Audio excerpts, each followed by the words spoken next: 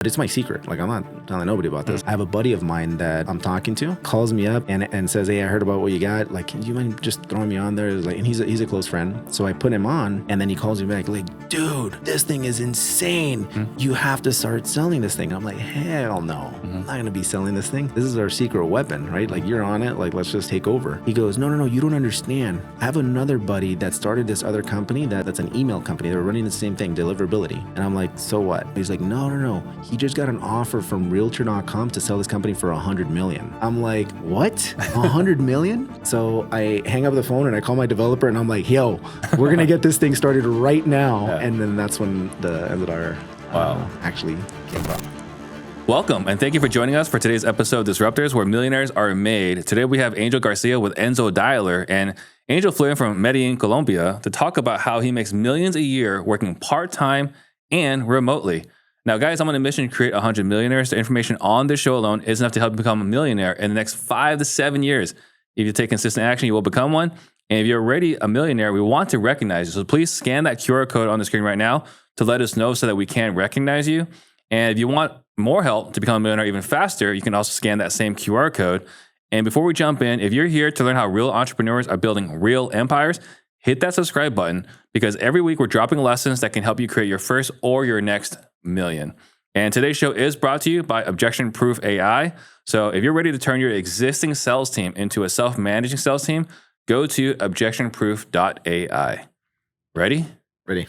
All right. So like reviewing the notes, you do a lot of things. This is a very impressive book of, I wouldn't say business, book of businesses, right? Yeah. That you got going on. So obviously you got a lot going on, but let's talk about what was your life like right before you got into real estate? So that's interesting, because I got into real estate pretty much like, it feels like when I look back at it, it was right after high school. But at the time, it felt like it was a long period of time of me like trying to figure things out. But I was actually a personal trainer. Okay. As a personal trainer, I was working at LA Fitness. And, I only did that job because my dad wouldn't let me get into real estate. My entire family's in real estate. My uncles are lenders. My dad's a real estate agent. So, yeah. He's trying to protect you? Yeah. Well, because the market had just crashed. The real estate market had just, it was still in the slumps. Like it was 2012, like it was about to come out of it. I graduated it was 2010. So it was still literally at the bottom, and it's still like crashing further. You're hearing about people committing suicide, and I knew my dad's friends and stuff like that. So it was really bad. So he was really trying to push me away from real estate. Right.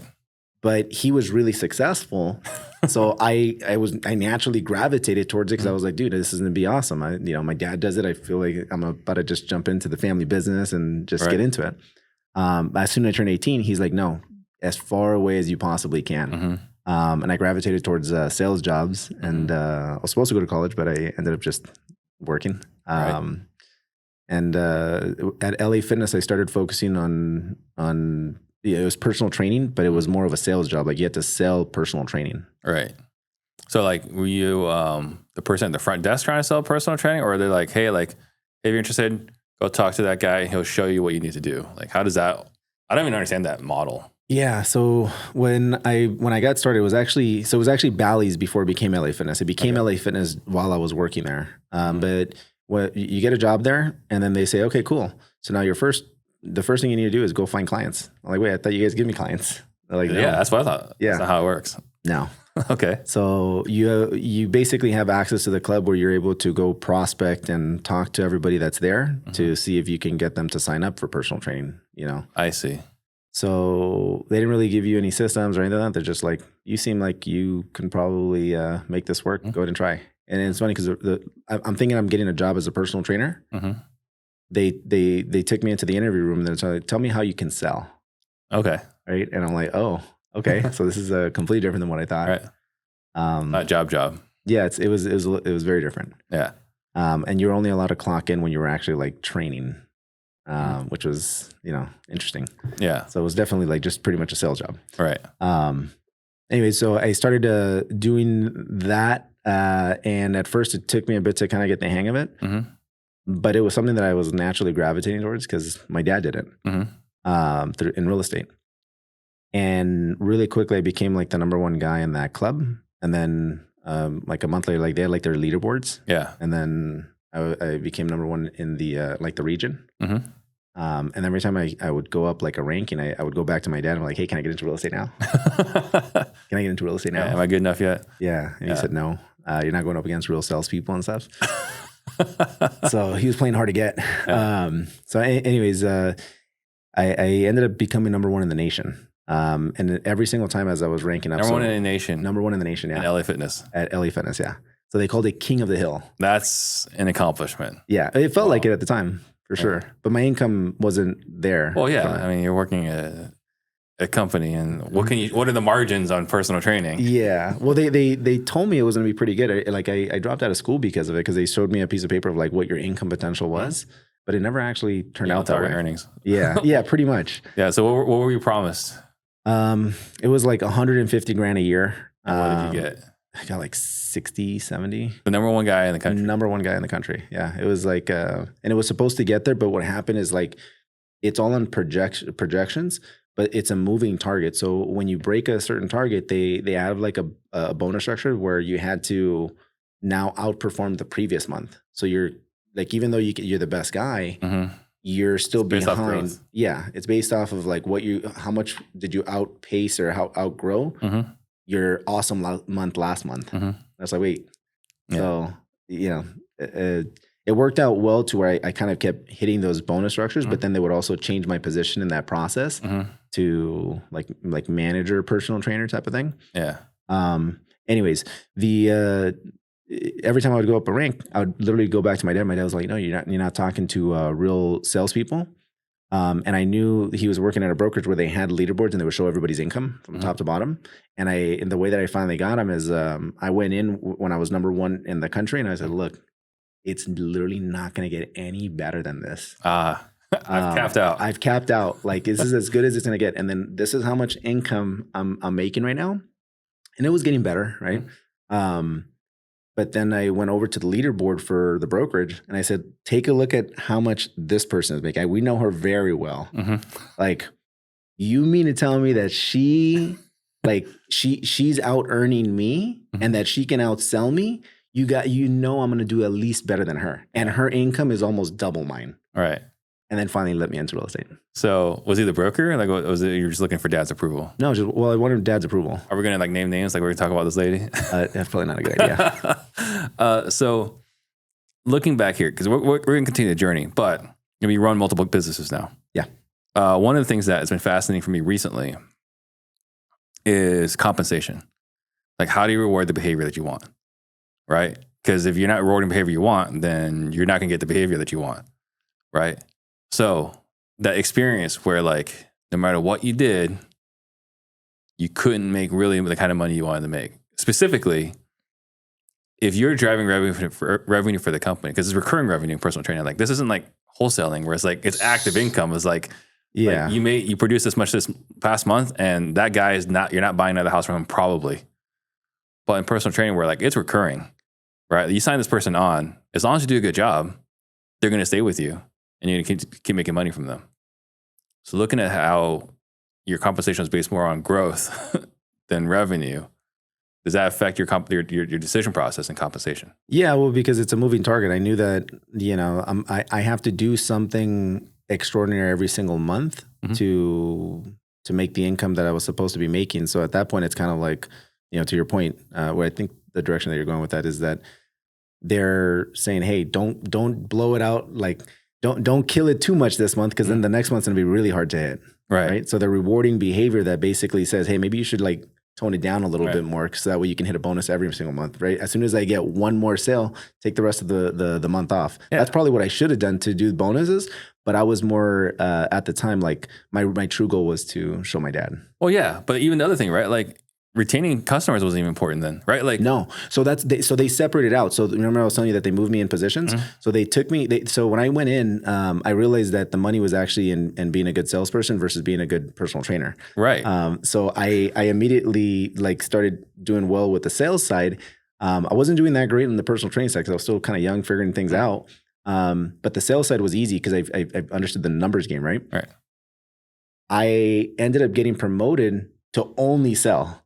So my job was no longer to train anymore. They said, okay, you're doing really good at this. Let's get this off of you. That's good. Yeah. And that's when they called you like personal training director. So anyways. Director of personal training who doesn't train. Exactly.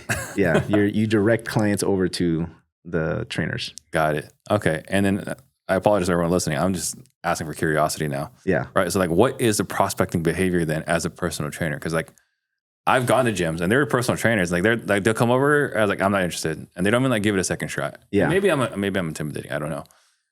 So do you just walk around while people are lifting and like ask if they want help? Yeah. Okay. So I'll kind of show you how it happened for me. So like when I first, it was through different phases, right? So phase one was like understanding the numbers game. So that was the first thing that was introduced to me when I was like, hey, oh, this is a sales job. Okay, cool. Well, sales is a numbers game, right? And I had to like understand the concept. So it was literally that. It was as dry and as nasty as it can get. It was literally just, let me go ahead and talk to every single person that's on the treadmill. And those are the easiest ones because the people that go to. Yeah, they do the treadmill usually because they're afraid of the weight section.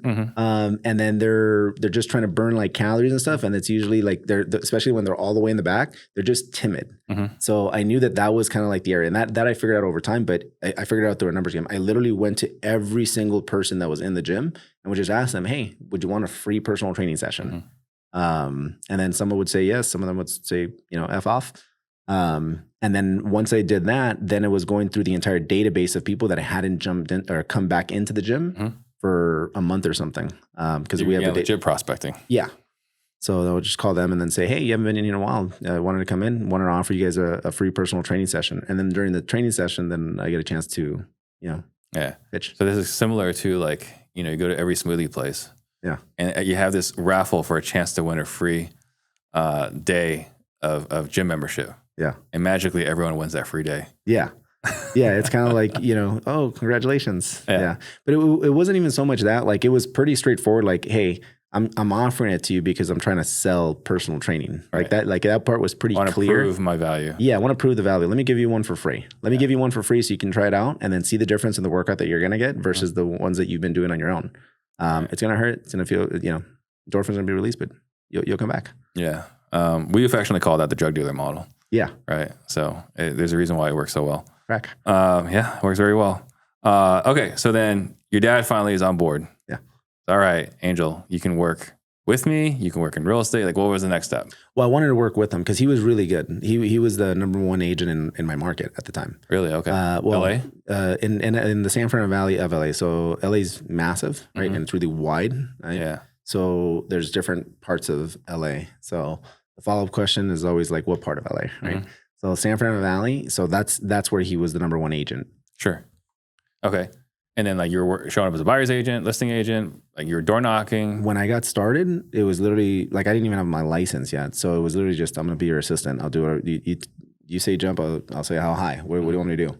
And it was such a different relationship because I was, as a kid, I didn't leave the house willingly. I got kicked out.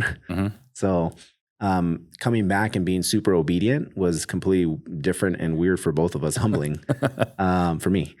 And going through 6 months of just watching him do his thing, and he's already starting to do like flip properties and so on, which is basically how I started getting into the investment side as well. That started off as his assistant, and then helping him like do a couple of showings. And then I immediately wanted to get into the listing side because I started doing a lot of Mike Ferry coaching and training even before I got licensed. So yeah, Mike Ferry before you got licensed. Yeah. Why did you do Mike Ferry before getting licensed? My dad was doing it. Got it. Yeah, my dad was doing it, and then a couple other agents at the office, like the ones that were at the top of the rankings, they were all doing Mike Ferry. So I was like, there's something there. There's definitely something there. Yeah, so I got my credit card. So for those that don't know what we're talking about, who's Mike Ferry? He's number one. I think he's still number one. Him or his son, but definitely 1 and 2. Number one real estate sales coaching for real estate agents for like usually more like entry level. Yeah, what I've seen. Yeah, I mean, so like Mike Ferry's thing was pretty simple. Yeah, which is just cold call. Yeah. Right. Like, well, it's prospect, right? Because he says go to the door or call. But yeah, but I mean, it was effective, right? Yeah. Like basically, all right. So like, here's all the people's homes that expired. Here's all the listings that canceled, right? When I was doing it, it's like, all right, like Mojo comes with phone numbers. right? So like that's where we got our skip tracing. Yeah. Was the Mojo dialer. It sucks. All right. Yeah. And, well, it sucks today. Yeah. But like in 2010, yeah, like that was a big deal. Yeah. It was. It was a big deal. Like being able to X, like man, like, you were on it. Yeah. Yeah. Red X and then Vulcan was like the secret sauce. Yeah. Vulcan's like, man, everyone that had Vulcan, like it was exclusive. Yeah. Yeah. No, I remember those days. Yeah. Yeah. So the interesting thing, so funny little fact that I kind of put together afterwards. Mm-hmm. So LA Fitness had training like documents and stuff. Yeah. All those training documents, I later found out, I was like, man, this looks oddly similar. When I got into real estate and I was looking at the scripting over there, I was like, this looks really, really similar, like almost identical. Anyways, it allowed me to pick up on the scripts for real estate pretty quickly. And then I'm sitting at one of the Mike Ferry events, and then Mike Ferry says, "Oh yeah, one of my friends, says their name, and it's the owner of the LA Fitness." And he says, "Yeah, they own all the LA Fitnesses." And I was like, "I think Mike Ferry created all the scripts for like the sales process." That would make sense for LA Fitness. Yeah, like the qualification, everything was almost identical. Yeah. Okay, so you signed up right out of the gate for coaching. Yeah. How old were you? 19. 19 years old, you signed for Mike Ferry coaching, which I'm guessing was $1,000 a month. What were you paying? Yeah, $1,000 a month. $1,000 a month, which is in alignment with all my friends that did Mike Ferry coaching. Yeah. So $1,000 a month at 19 years old is no small commitment. Yeah. How hard was it for you to do that? It was scary. It was scary to pull out the credit card, but it was the best thing I ever did. Yeah. Because I got direct coaching and guidance on what I needed to do, and it was extremely necessary at that point. Well, it's helpful to see your dad go through it and to see all these other top producers do it. So I signed up for Craig Proctor. I couldn't get into Mike Ferry. It was just too much for me. Yeah. He's aggressive. Yeah. But I mean, I went to Craig Proctor and I went to a Craig Proctor conference and it was the same thing. It's like, oh, like that guy's successful. That guy's successful. How come his badge is different? That guy has a nice badge. That guy has a nice badge. And you talk to him at lunch. Like, hey, like, because I showed up like on a $300 like day pass, right? Just like visiting the seminar. Like, what are you guys all doing? It's like, oh, we're platinum members. Like, what does that mean? It's like, they'll tell you later, right? But you see all these models of success. Yeah. And then you're like, okay, that is legit. It's a lot easier. It wasn't easy. Like, I still remember sweating, right? Doing $1,000 month-to-month commitment. But I still remember that night because I couldn't sleep. It was like, man, am I really going to commit to something for $1,000 a month? Yeah, and then they have like a 12-month contract on it too. Mike Ferry did definitely have a contract. Oh, okay. Not only did he have a contract, I would say Craig Proctor didn't, but Mike Ferry did. Yeah. And I know that because when I was considering Mike Ferry, this is back in the day when rip-off reports was still a thing. Like, they don't really have it so much anymore. Yeah. But like, should I go with Mike Ferry? Like, the first result was rip-off report, and it's like, he's suing me for this and that. I was like, oh, that's kind of discouraging. Yeah. Yeah, he's aggressive. Yes. He's aggressive. I've seen it in many different cases, especially when like, anything company related, when it comes to the business stuff, he's also really aggressive. He's aggressive in nature. He's aggressive because like I remember going through his coaching, like because even though I didn't go pay for his coaching, Brent Daniels, right, TTP, gave me all his DVDs at one point. We're just hanging out for lunch. He's like, here's some DVDs you should go watch. And so I did. I watched all of them. I remember like one of the modules was like, make sure like, prospecting times, calling times, or relationship time, which that guy probably doesn't have relationships, my guess. But it's like prospecting time is like, hey mom, this is a business call. Yeah. Yeah. There's some stuff in there that's a little bit tough because it's just like, yeah. And it's funny because, my thing is when I would show up to the events, I don't want to like reinvent the wheel. I just want to implement what works. And I saw the guys that had the badges or the ones that all had the money. Those guys that have been doing coaching for a long time. And then I looked at our company. And at our company, the top agents were all Mike Ferry agents. So I'm like, well, just do exactly what he tells me to do. And then that was like part of it too. It was just like, hey, mom, this is a business call. Yeah. So I would call friends and family member that I would normally say, hey, what's up, man? I would call them like, hey, John, this is a business call. That didn't go very well. But then you realize that not everybody's doing everything on there. And then you got to like pick and choose what you want to actually pull out of that. That's the ideal. I never called mom for a business call. Yeah. Maybe he should have, but I never did. She listed with my neighbor. I'm kidding. So you do this thing. You do the coaching with Mike Ferry. But you also mentioned you kind of do investments. So did you do the realtor thing for a bit and then transition? I did it for 10 years. Yeah. I did the realtor thing for 10 years. I was selling over 100 homes a year as a realtor. Okay. So you crushed it. Crushed it. All right. So you're crushing it on the realtor side. Why did you do anything else? I've got some big news, and you'll want to hear all of this because I'm going to give you the best bonus ever at the end of this video. You all know that I've been providing sales training for 6 years now, and I've had the opportunity to train hundreds of the best teams in the country and thousands of individuals as well. And they've all had wild success along the way, some of which you've even seen on this podcast. You also know Ian Ross, who has been coaching alongside me now for over 2 years. He's the biggest sales geek ever, and he's been training business owners and individual contributors ever since he started working here. He even runs the Close More Sales podcast. But we had a problem. There was a lot of confusion. What is it exactly that we sell here? Is it Disruptors training? Is it Steve Trang training? Or is it Close More Sales training? It's none of those. It is objection-proof selling. Ian runs objection-proof selling for business owners and individuals. I run objection-proof selling for teams where I coach their entire team.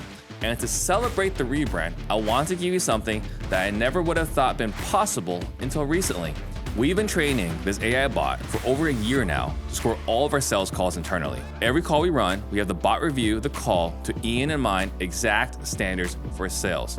We run every one of our team members' calls through the same exact AI bot. And now we're giving it to you for free. This bot will review your calls based on dozens and dozens of metrics. It will tell you what you did well, what you can do better, again, by the standards of the objection-proof selling formula. And if you want to use our bot for free, just head over to our website, objectionproof.ai. Again, objectionproof.ai. I want to emphasize here, you're getting access to our bot, which allows you to get better at sales for free so that you can make even more money now without having to spend another dollar. Go check it out now. So, being a realtor is very taxing. Yeah. There's a lot of emotions, and then you're the point contact. There's benefits to being like a wholesaler and being an investor. Mm-hmm. So like one of the biggest ones is that I realized that I was very strapped to what I was doing. Number one is that like just the emotional drain. That was the big one, right? Because people are calling you when they're freaking out and so on. And you're usually not delegating like someone going out and taking a listing for you. There's people that do, but it's a little bit more rare. Mm-hmm. I'm going out to listing appointments. I'm driving out to all of them. I'm in a suit all day long. I'm a therapist at the same time as I'm talking to people, trying to calm them down and, keep them from going over a cliff, fighting over like a smoke detector. Mm-hmm. So it's just kind of like silly things like that. And then I also started realizing that I was like a little bit more restricted on when I could travel. Mm-hmm. And then my nights and my weekends were also pretty much taken up because that's when usually people want to do real estate stuff, mm-hmm. right? Go look at houses. You get to choose your hours. Yeah. As long as you agree to everyone else's hours. Yeah. And that's the hard part about it. So anyways, I realized on the investment side, I could make more money, mm-hmm. and then I can also do it in less time, and I can delegate it a lot easier. And then the big thing when I started like doing some more stuff a little bit further out was mm-hmm. that as a realtor, I'm selling a service and I'm calling them, hey, you want to use me as a realtor, right? Where I'm calling somebody and like they'll only trust you like in a small geographical area. Mm-hmm. But when I'm calling someone and offering them a bag of cash, mm-hmm. they'll accept my money anywhere. Yeah, you're not a market specialist. It doesn't matter. Yeah, or you don't specialize in my neighborhood. Yeah, my money's good anywhere. That's the difference with being like an investor versus a realtor, mm-hmm. is that you get the ability to now really expand, mm-hmm. and then start doing some stuff remotely. That makes sense. Yeah, that's one of the things that I saw over and over again with my friends that did do Mike Ferry. Was like vacations didn't really exist because the moment you got off the phones is the moment business stopped, right? Well, no, for me, it felt like it was just like when chaos would start, right? Mm-hmm. And it was just like you try to get away, and then all of a sudden, like something needs your approval, or somebody needs to talk to mm-hmm. you about the silliest thing, right? Like it's a disclosure, this and that, and then I have my staff, right? But it it still doesn't get as delegated as nicely as you would want. Yeah, it's not it as to. clean. Yeah. Yeah. Okay. So then was it, what was the transition like? Was that the first thing you added? Like you went from realtor and then you added the investment side, or was it like, what was the next business you added? So the first thing I started doing was flipping properties. So that was the very first thing I started doing. So how did you get into flipping properties? My dad was already just starting to get into flips. When I got started as a realtor, he was already almost full-time flipper. Okay. So he was able to coach me into doing sales and everything else, but he was already doing something else. And then what started happening is that I started getting some money from what I was doing, and then I saved up enough to buy my own properties. And then I didn't really have a construction crew. He did. So then we started partnering on deals. And then we started doing that alongside as I was doing my sales and stuff. So it didn't take very long for me to start realizing like this was way sweeter, right? I'm making a lot more money in a lot less time with a lot less deals. And I'm like, and it's a lot easy. What's that? And less drama. Yeah, less drama, but like it's a lot easier to deal with people when you're the seller, right? Like sellers are not the funnest to deal with sometimes, especially on the real estate transactions, because in the wholesale and the investment side, you have the ability of having a lot of control over the transaction. In the retail side, you're working with lenders, home warranty companies, title companies. You work with those in the other side too, but there's two parties on that transaction, right? So it's just like there's more things and more moving parts that can go wrong on longer transactions. Now with novations, people are starting to see like that it gets a little bit messier too. Yeah, but it's a marriage and it's a blend. Yeah, but you get compensated a lot more with novations than you do as a realtor. For sure. So you're willing to put up with a little bit more of it. Yeah. And you have margin to delegate a little bit easier too. Right. Okay. So first flip came from a client or? It came from a for sale by owner. Okay. Yeah. The first flip, I reached out to somebody and they said, no, I don't want to list my house. I said, well, I can get it sold for you, then sell it. Like it's a really good property, like, in the sense of like it's attractive to an investor, right? So I knew I can sell it right away. He's like, nope, I don't want to work with anybody. And I said, well, I'm like trying to figure out how I can like make money on this deal because I know that there's money there. And then I'm like, well, maybe I should try making this my first deal to actually purchase. So I made him an offer, and he kept telling me like, screw off. But he says, if you got a buyer, then bring them. I was like, okay, well, how about I buy it? And then that was it. That was my first deal. Yeah. Fairly smooth. Yeah, it was actually very, very smooth. So, you said you were kicked out of your house. Yeah, I would argue with my dad a lot. Okay. And then you worked for your dad. Yeah, well, I was a shithead. It was on my end. Right. Yeah. And then you flipped with your dad. Yeah. So how was that? So more good than bad. There was definitely some moments where it was like we didn't see eye to eye on a couple things. But yeah, you have a history. Yeah. So, but I did my best to be as humble as possible because I got my ass kicked when I left home because I left home at 17. I'd already graduated high school, but I left home because I wanted to, and then he was kind of like, get out of here type of thing. So it was mutual. Like it wasn't a full, like, you're out against your will. Like I'm trying to stay and I didn't want to be here anyways. Right. So I went out and I'm thinking I'm going to kick ass and take over the world. Yeah. And that did not happen at all. I ended up with like 3 different jobs and then I ended up at LA Fitness, and that's the one that actually paid me enough to where I can get rid of the other ones and at least had my attention. But it was really, really rough. So I got really, really humbled. So it was very, very easy to listen to Dad at this point because everything that he was saying was more right than wrong. Got it. Okay. So then you started flipping. How long were you flipping? I mean, I guess, how long were you flipping until you started looking at other stuff, other options? So it went flipping to then wholesaling. And wholesaling happened by accident. I went to a Rafael Vargas event and I just wanted to learn how to take more listings. Right. I was like, man, these guys are figuring out, like I saw something like him online. I ran into him somewhere online and I see that he's taking a lot of, he's doing a lot of deals. I think he was saying he was doing like 20, 30 deals or so at the time. And I'm like, dude, I'm not doing that as a realtor. And this guy's doing it as an investment and making more money and the whole thing. I'm like, let me see, like he's calling the same people that I'm trying to get a hold of. Let me go learn these tricks. You actually know my buddy that I went with, Jose Luis Morales. Yeah. Good guy. So we went down the exact same path, and Adrian Hernandez too. Yeah. So all from Mike Ferry. Yeah. So anyways, we went to this event, and then immediately I went there to learn about listings and maybe pick up a couple of flips here. And then I was like, whoa, this wholesaling thing is a much better business than everything else. And yeah, that's kind of where I got the bug. And then when I came back, I was like, dude, I'm doing the exact same thing that I'm currently doing. I'm just like pitching slightly different, but I get the opportunity to make more money, and I get the opportunity to expand. Because the biggest difference, Steve, that I was noticing was that, and this would always frustrate me.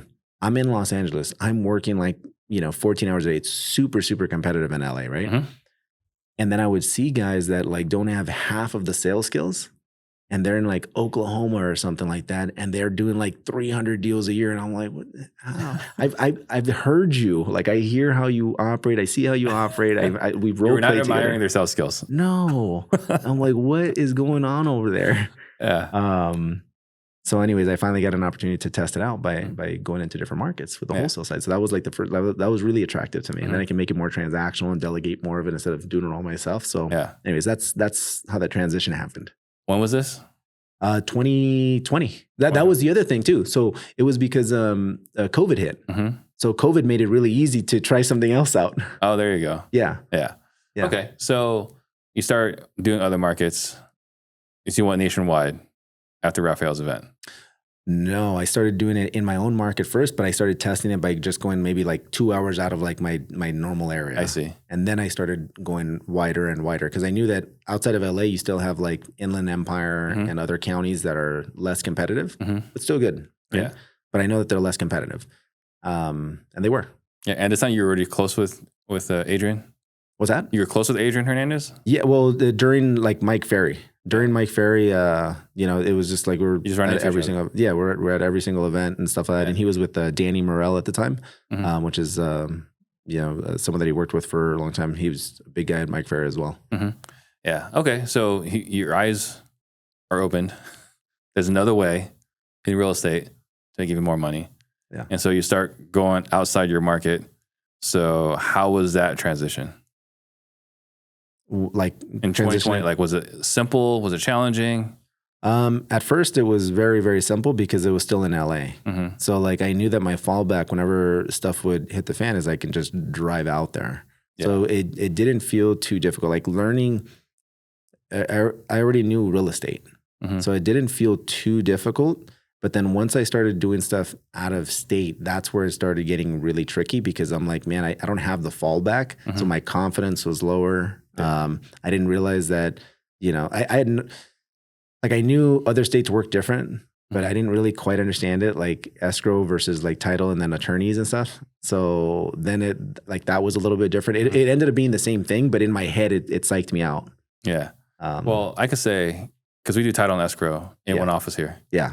And I remember going to a real estate event in California, and they're talking about like, yeah, you have a title company, you have an escrow company. I was like, what? Yeah. They're two different companies? Yeah. Like, yeah, like, what are you talking about? Like, for me from Arizona, like, that doesn't make any sense. Yeah. Right? It's always one building and one company. It makes more sense your way.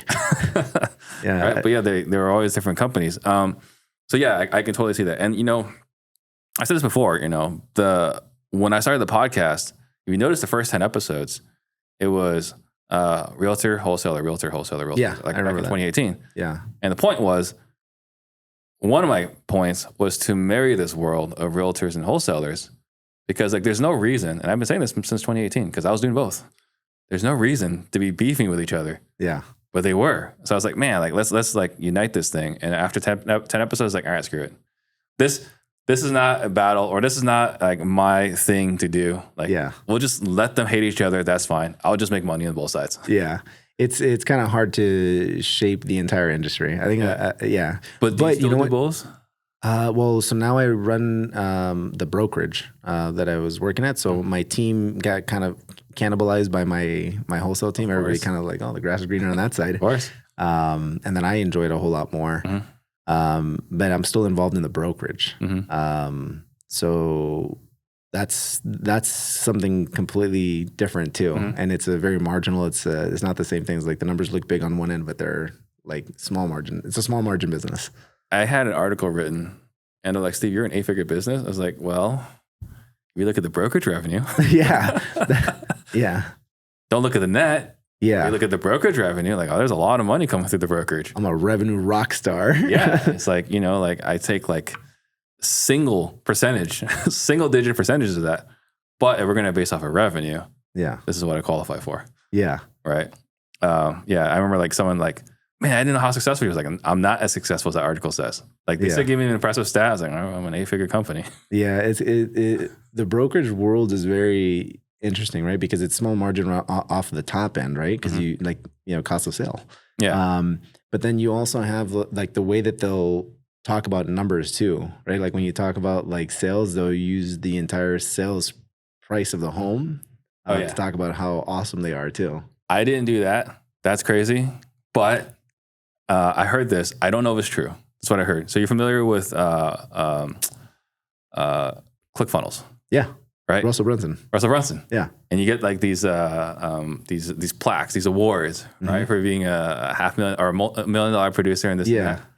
I heard that they were verifying now with realtors, like, not show me your HUDs, but like show me like you actually brought in $1 million worth of revenue. Oh, no. So $1 million producer in real estate doesn't mean that. Doesn't mean $1 million like income. It means I sold one house that was over $1 million. Right. That's literally like what it meant, and that's what always like threw me off. Like everybody's got this $1 million producer thing that they got in there, but that's what they were. That's what they were always referring to. Right. Now it does. You don't see it as often anymore. At least not in my area, because literally every home is now over $1 million. $1 million producer. Yeah, I know, but like the guys to get their ClickFunnels awards were submitting like these like handful of transactions. They sold $1 million worth of houses, so they didn't get the Russell Brunson ClickFunnels plaque. Oh wow! And so they stopped realtors, or they started verifying with realtors. Oh, I see what you're saying. So realtors were doing their ClickFunnels. Yeah, realtors were submitting for ClickFunnels awards, and all they did was sold like a couple million houses, $2 million in houses, which means they made like $60,000 in commission. Yeah. That shouldn't qualify. No, it definitely shouldn't qualify. So like someone told me, like, man, that is crazy, but also that doesn't surprise me. Yeah. Okay, so you actually run the brokerage still. Yeah. You run the brokerage. You're still flipping? A little bit, yeah. Okay. Yeah, we're still doing a few flips. So then pretty much is all your attention wholesale? Like you're doing other things now too? Yeah, no, I run a solar company and a software company. Okay. So which came first? Solar or software? Solar. And a call center, sorry. Okay. And a call center. Okay, which came first, solar or call center? The solar company came first. Okay. So why did you get into solar? So real estate, I'm married to it, right? Like I'm in it, but I still hold this fear of seeing like what happened in 2008 because my entire family was in it. So just knowing all the people that started like, committing suicide because of how bad things got. And then constantly seeing different dips that happen in the real estate business, and then how everybody's rich during the summer but broke during the winter. I was like, you know what? It'd be nice to be able to get another layer of income that isn't so cyclical and then also so seasonal. So I wanted to find something else that I can also do with my brother too, because I wanted my brother to also kind of like start leveling up as a business owner. Yeah. So it was a perfect opportunity because my brother is now wanting to do something different too, because he was working as a buyer's agent for me and wanted to just do something different. Yeah. So I did some research and came across solar. So the qualification for me, like for opening this other business, was like I wanted something that was going to be a little bit more transactional, a little bit of an easier decision for people so it can happen quicker. So it's a smaller life cycle. I wanted to have the same exact sales process for what we already do in real estate. And then I want to be able to generate leads the same way. That way it's like copy and paste. And that's how I came across solar. That's a very interesting filter for making a decision. Yeah, it was very specific. Did you get any help in figuring all that out, or did you just figure it out yourself? Well, no, I started figuring out, like I started kind of like put the criteria down, and then I kind of just waited for something to like come up to where I realized, oh, there it is. And that the wisdom that you go through, like, here's what I want my next business to look like. Oh, well, I was just thinking about it for years. I don't know. Okay. Yeah, I was thinking about it for years in the sense of like, well, the fear had me thinking about that for years.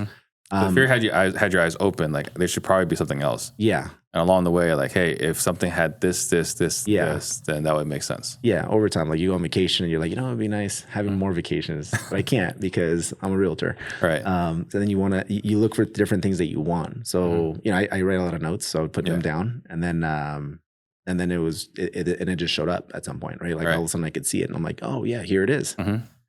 So what was it like starting a solar company? It's very similar to the real estate side, like really, really similar. I have a buddy that did the same thing. And he literally just copy and pasted his entire wholesale operation and did it for solar. Cause you're basically wholesaling solar. It's almost the exact same thing. You're arbitraging. So this isn't like, this is Angel Garcia's solar company, and you got to source the panels. You got to source the salespeople. No. You got to source the installation.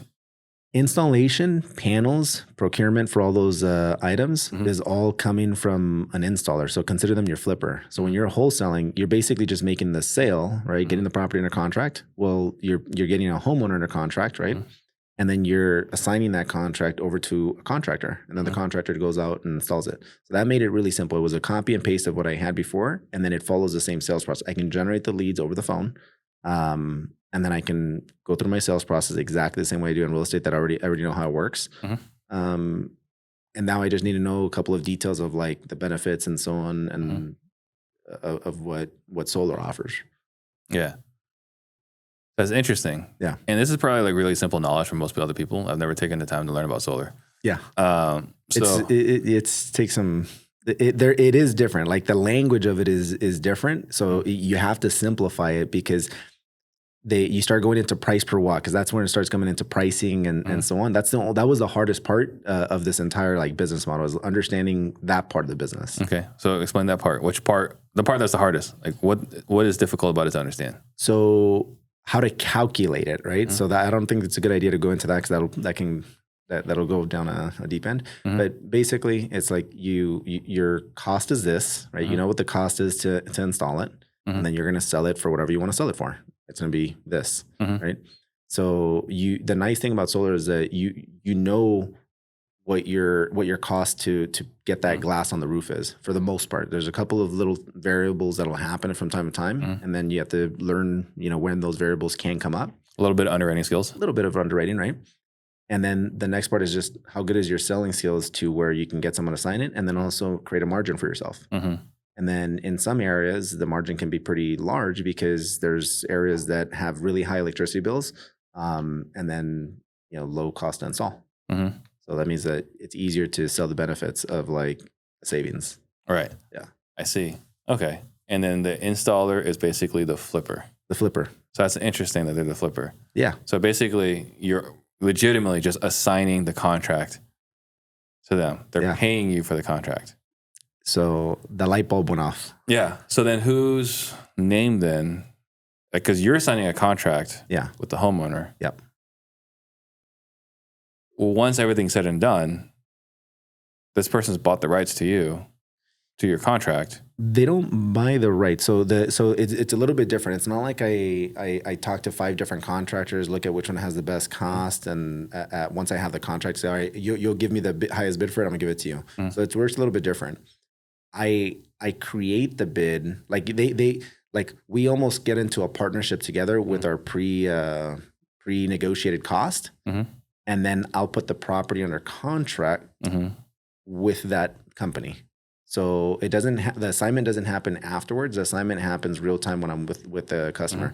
Like there's certain customers on and again, I'm not doing myself, but my team is, right?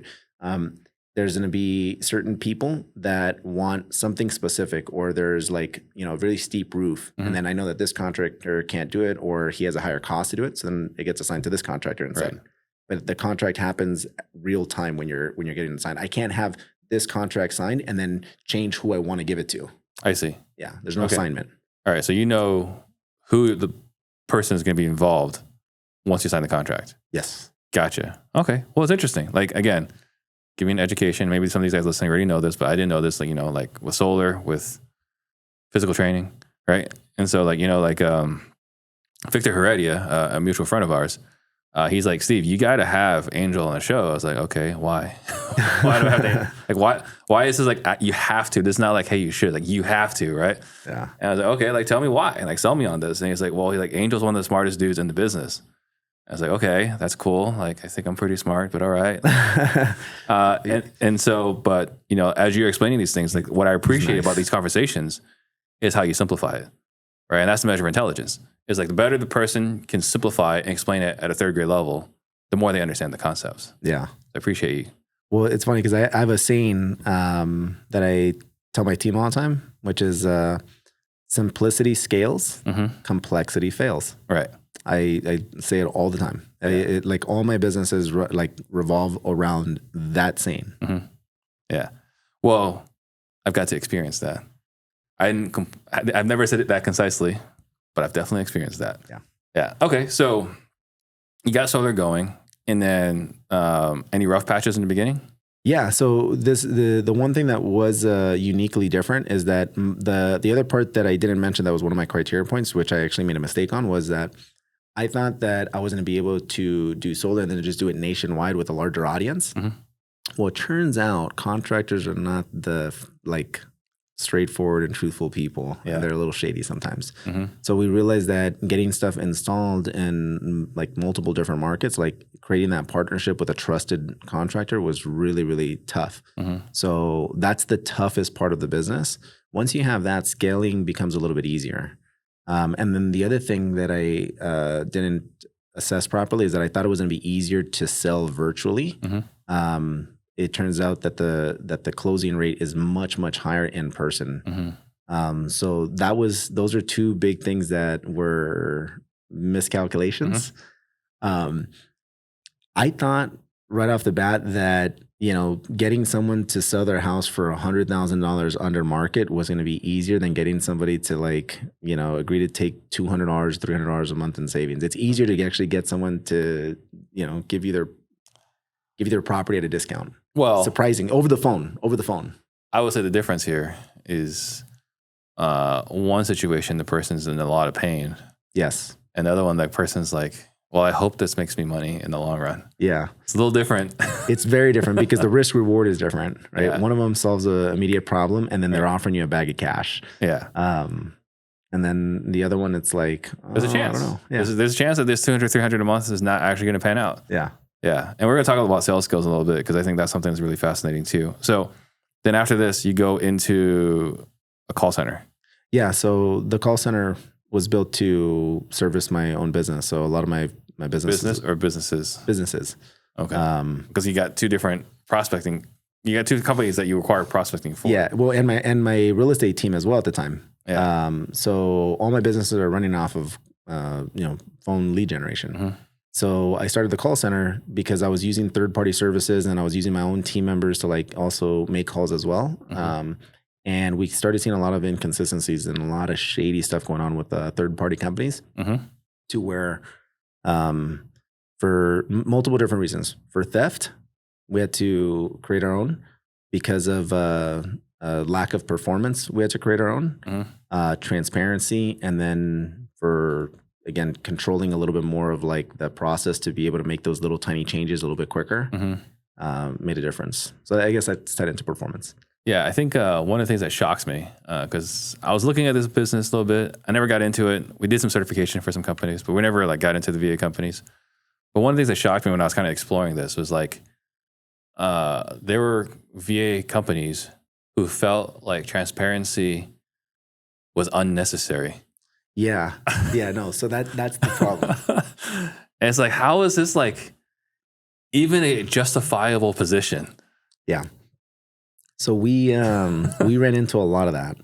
So you experienced it? I experienced a ton of it. That's what I'm saying. So at the time I have, I don't know, maybe 40 cold callers that I'm using through third party and so on, right? And, don't get me wrong, we're making an ROI and stuff like that. But the thing is that, it's regardless if you're making money and someone's stealing from you, someone's still stealing from you. And that never feels good. Right. And then when you can see it, you're like, yo, can you fix this? And they're like, don't know what happened. And then it's happening again and again and again and again. And I'm like, this is not by accident. This is a system. This is a system that's designed to be able to grab from here and put some over there and so on. So I started seeing a lot of that, and that became a big problem. So then I had to go out and fix it. It turned out to actually be a great solution. So when I started my call center, the beautiful thing about it was that I was able to now staff up, which now became like the back end for all my other businesses. So like little back end operations things are super, super helpful because now I'm able to get it at a low cost. So it became actually like a secret edge.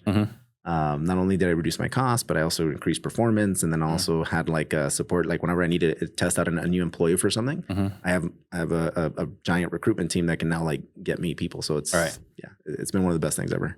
But it's also one of the most difficult things, and one of the things that has the most moving parts. Yeah. So having an agency is something I've never been desirous of because of the human component. So let's talk about this. You decide, all right, we're starting a VA company, right? When was this? 2022. 2022. Okay. So in this decision, what is the first step you have to go do to go start this VA company? Operations manager. I need someone to run it. So you hire an operations manager? So the key is, and the same thing with the solar, and then we'll get into the next one after this, but it's hiring from the top down, right? So if you start hiring from the bottom up, it's really, really tough. So the key thing, find the person that's going to run it, and then start adding other people under them. That's what, if I did it the other way, it wouldn't, I wouldn't have a couple businesses. I would have one business. And it's funny you say this because like we had Jesse Burrell who's on the show. We just recorded an episode, and his whole deal was like, yeah, we were able to sell our company because we had the right people in the beginning. Yeah. Right. So let's talk about the operations manager. Promoted from within one of the other organizations, or hired from somewhere else? Hired from somewhere else. Yeah. Okay. So you hired this person. Does this person now go to Egypt to start interviewing people, or they were already in Egypt? So they're already in Egypt. They were already in Egypt. Operations manager right now for your company is. They already had experience. They had everything. They already knew the entire industry as a whole. So we just incentivized in order to be able to have them join our company. She was an attorney. She's amazing, and she proved, because I had hired her for different things over time, and then the opportunity kind of came up where it was like, all right, you know, she's looking to do something else. She wanted to go back to being an attorney and stuff. And I'm like, wait. What if you become an operations manager for a call center, my call center? And she was all about it. And then she made the difference. She was the greatest, she's probably the best hire I've ever made. Oh, really? She's amazing. Yeah. Yeah. So why is it everyone seems to go to Egypt, right? Because we had Abdullah on the show talk about it. Yeah. We got Aaron Bevins has talked about it. Yep. Let's see who else has got Sean Grabo, who's coming up in a few episodes. His is in Egypt. Stratton Brown, when he had his agency, they did a bunch in Egypt. Carlos Reyes has his in Egypt. Like, what is it about Egypt? Because like the fad for the longest time, not the fad, but the trend for the longest time was the Philippines. And then we went to South America. Yeah. And now it seems like all the call centers are in Egypt. Cost and culture are going to be the two big ones. Yeah. So the culture of the area, and then the availability. Like, is that market already familiar with calling, or do you have to introduce it into the entire marketplace? So like if you go to certain areas, like in Colombia, because I also hire from Colombia and from the Philippines. Philippines is really easy to find talent. Egypt has now become easy to find talent. Colombia is a lot harder to really find that talent. That's why you see people like Scott and so on go out there to like build it. And I'm spending some time out there as well, because it's not as big as it is in these other areas. So the nice thing is that when like finding talent is always the hardest part. If you can find talent and it's there in abundance, then that's where the call center is naturally going to be at. Right. Okay. And they're educated. Yeah. For better or worse. And how would it be worse? Sometimes they know how to screw you over really well. They're sophisticated for sure. Yeah. So two different questions then. So again, I mentioned Stratton Brown a moment ago. So we're talking because like I'm building an AI. Yeah. caller, Yeah. Right. So we were You're talking. the best guy to be able to do it. I've seen your trainings, by the way. I was mentioning to your guy. Yeah. I think it's like I've never seen anybody break down sales better than you have. And that's like me going through a bunch of different training companies. I've never seen anybody break it down better. Like the stuff that goes on behind the scenes in the back of your head while you're trying to make a sale is the stuff that you found a way to like put into paper. Right. Yeah. Great Had to stuff. Had to study it real hard. It's like you reverse engineered sales. I think, as a matter of fact, you said it on one of your trainings once. It was that you weren't naturally a good salesperson. So you reverse engineered sales to be able to like create this, like you systemized it. All of it. Yeah. Systemized all of it. Yeah. The only thing that I had to my advantage as a salesperson is that I'm competitive. Yeah. That's the only thing. Everything else is like, I gotta learn this, It's like, and it's pattern recognition. Everything which else is obviously, bolt on. Yeah. But you have this obviously, right? Pattern recognition. Yeah. Okay, that works. Okay, what do we do this way, right? Especially if you could take it like from one industry to another. Like that's one of the skills. Like it's not a recognized skill, but like, hey, like this worked over here. Can we do it over here? Yeah. It's not a natural thing because typically what we do is like, hey, like who else is having success in this industry? Let's copy that, right? But the ability to go over here and bring it back to here. Well, your superpower is like having that engineer mind, right? Right. So you can bring anything and kind of like find a way where other people would have a tough time doing. And I think having the experience in different businesses is oftentimes a superpower, right? Because especially when you have a moving and a changing business, there's new, like the model changes. All of a sudden, one piece of the business is now like evolving and it's starting to become more like this industry. So if someone that already has experience in this industry, all of a sudden they start excelling like crazy, right? Because they kind of just marry the two. Like what I think is fascinating is just how the way that you've broken down sales and literally like put it into such a spoon-fed system. Yeah. And we're putting all that into the AI. Yeah. So it's gonna be fun. It'll be really interesting. This adventure is gonna be crazy. The cues. Yeah. Yeah. So then going back to this, like, so when I was talking to Sharon about it, because I'm talking about my journey, he was saying like, man, like I have my VA company and there's never been a redder ocean. Right. And he's like, it's even more brutal than wholesaling. Yeah, well, it is. But here's the thing. The way that I look at it is that it's the back end, it's the backbone to a bunch of other things. So the nice thing about VA, the way that I see it is like it's talent sourcing. So if you have enough of a small insignificant cost like entry level position in your company, you're able to start creating and finding talent for other positions within your businesses or business, right? So that's really where I've seen the biggest benefit. Because if it was only for just the call center itself, it wouldn't be worthwhile. But where I've really seen it is like, hey, I need someone to do this, or I need someone to create this, and then it's like you have a nice workforce. You have an army of people that now they all are looking for new career opportunities, and they have skills. Like some of the guys that I've gotten, like one of them's an attorney, one of them's they do creative stuff. Some of them are coders, right? Like it's like, oh, they have a bunch of different skills. They just so happen to have this job because it's consistent and there's an opportunity, and that's what that country is known for. So the biggest benefit, and not hidden necessarily, but like an unfair advantage, I think it's the word you said, an unfair advantage that people don't know about is that it makes it easier to run operations, your businesses, because you have this pipeline of talent. Yes.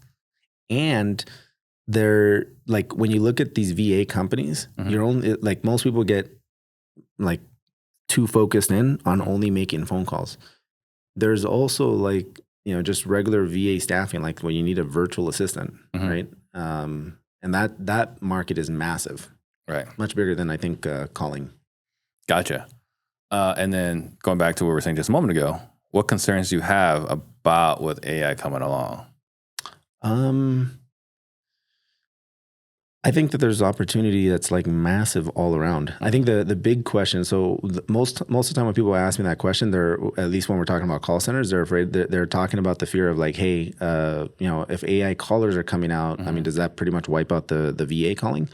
Well, AI calling is classified as robodialing. So I'm not concerned with it because I know that it's classified as robo-dialing. So if that does happen, then that means that, the industry is probably going to, flop as a whole, or at least that entire niche. Yeah.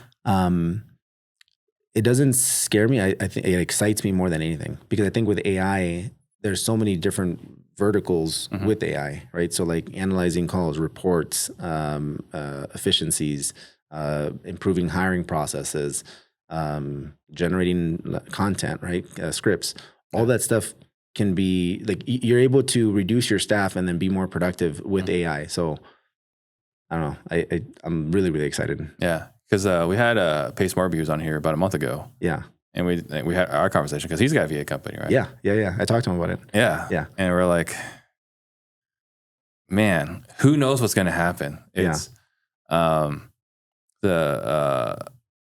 comment I made on that show, I still stand by it, is like, if you could short a country, always short the Philippines. Like, it sucks, but like a lot of those people are going to get replaced. Not all of them. Yeah. But a good amount of them, all the mundane stuff. I mean, like, you see these things now, even like having someone monitor your email, like AI is taking care of that, right?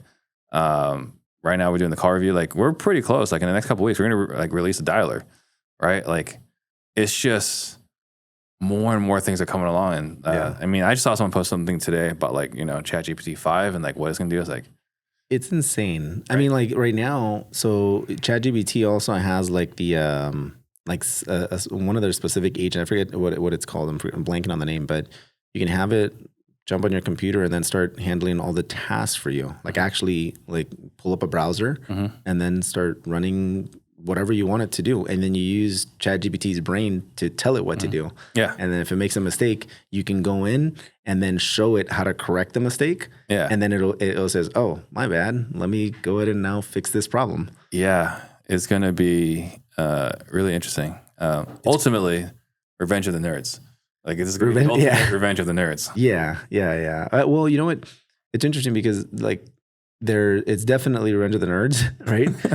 Because you have the guys that are resourceful, right? Because it's not always just nerds. Like in all reality, I actually think it's probably even less nerds and more resourcefulness. Whoever has that skill of being really, really resourceful now becomes the person that's going to thrive, because being resourceful is being able to find ways to make things happen, being able to find the resources that you need to do X, Y, and Z. So I would disagree slightly. I would say the guys are the most inventive. What's that? Inventive. Yeah. Right? The guys can come up with ideas. Yeah. Right? The ones that are most creative. Yeah. Like, like with this project that Ian and I are working on, like we take the Working Genius. Have you taken it? You should take it. It's awesome. So on it, like it says like my 2 superpowers on that, according to the Working Genius. It's an assessment, like a... Yeah. So Working Genius, WIDGET, right? Okay. Widget is wondering, invention, discernment, galvanizing, enablement, and tenacity. So W is like, you wonder, hey, how come it's this? Why is the sky blue, right? All these questions. Inventing is like solutions oriented. Hey, what if we did this? What if we did that? Discerning, like that's a good idea, that's a bad idea. Galvanizing is like rallying the troops because everyone's excited. Enablement is like, how can I help you do this? Right? Whatever you need, I'll help you do it. And tenacity is like actually doing it. Yeah. Really important, right? AI takes care of a lot of the tea. Yeah. Takes care of a lot of the tea. And so where I would say like, we have a competitive advantage is that Ian is an IG, so he's an inventor. And I'm an ID, so I'm also an inventor, and according to Working Genius. And so like we can like come up with crazy things and have AI just do it. Yeah. So like I would say it's not just the resourcefulness. It's like I have an idea and AI will do the work. Yeah. That's kind of the world we're in right now. Yeah. 100%. And so I think we're saying the same thing, but in different ways. Because so what I meant by resourcefulness is like you're able to now create like different solutions. So like, because I feel like when it comes to certain ideas, man, I so many people have good ideas, right? Mm-hmm. But it's people like yourself that actually will take the time to go in and now figure out how to actually do it. Yeah. Right. Mm-hmm. But everybody, I don't know. You see so many people that have like just the idea portion of it. Mm-hmm. ChatGPT, if they're resourceful, will now give you the whole game plan and literally tell you how to plug it in, where information was sometimes a little bit harder to get, or it took a lot more time. Now it's just like you get it all in 1 minute. Yeah, it's crazy. So do you use like the deep research on ChatGPT? I use Grok, which recently had a crazy moment. I use Grok, and I'll use deep research every once in a while. Yeah. In thinking, but for the most part, I just like, here's what I want. Go do it. So here's a cool little trick that I learned actually from a developer, right? Because we have our software company, and I talked to this guy that's he's built like $1 billion companies like Calendly and stuff like that. And he taught me how to use a little bit of the different models. So he said, look, the first thing that you're going to do is whenever you have something that you want to like get more informed on, go to deep research. Deep research, put in the topic or the idea and everything like that, and it's going to learn everything. And you don't have to read the entire report. I know, it's nuts. And then you can do the mini high, which is the one that now like has a lot of thinking power. Okay. And then you put that one to now create. Okay. And then you use, once it now is put into create mode, then you can start using the basic model to now start putting things into steps and then just start getting things done faster now. Yeah. So idea to creation. It's nuts. Yeah. Yeah. It's like, because now like I'm brainstorming. Like this weekend I was brainstorming with Grok. Yeah. Here's some ideas. Help me clarify it. Yeah. It's like, man. Yeah. Right. And the best thing about it is it asks me questions because like I can see how everything's gonna be awesome.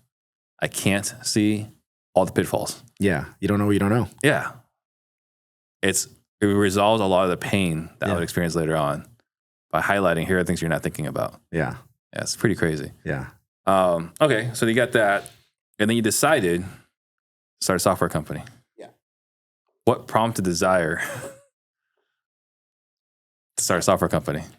I'm filming this video for the man himself, Mr. Ian Ross. The guy crushes. The guy's the best person in sales I've ever seen. I've invested elsewhere and I haven't got the same results. I've gone from being a seller, making 5K a month, to being a hybrid role, making 11K a month, to now be 4 months down the line from 5K to on a closing opportunity, inbound, full calendar, with the best opportunity, the best offer in my space. OTE is around 20K a month from month 2. So I've gone from 5K to 20K. If that's not a return on your investment, I don't know what is, man. If you're a salesperson and you don't invest in sales training, you're going to get left behind because your job is to be better at sales. And sales training directly makes you more money. If you like what you just heard and would like similar types of success, text CLOSE to 33777. And we'll see if you qualify to join Objection-Proof Selling. We're taking good sales reps and we're making them objection-proof. So, same thing happened, problems. I started seeing problems. So the reason I started the call center was because I was running into issues with theft and this and that, right? And then optimization.